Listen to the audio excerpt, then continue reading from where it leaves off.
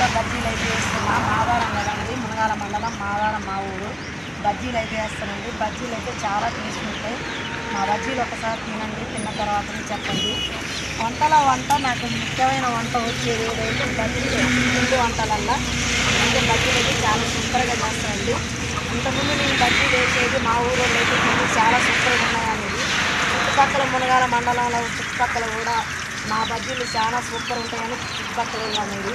కావాలంటే రండి, తినండి. నా ఫాలోవర్ ఎవరున్నా కూడా ఒక ప్లేట్ ఫ్రీగా అయితే ఇస్తా, తినండి. నా బజ్జీలు ఎలా ఉన్నాయో చెప్పండి. Okay, bye friends. రండి రండి, తిందు రండి. అయిపోయినా ఒక నిమిషం ఇస్తలే. కూర్చోరు అక్కడ కూర్చోరు.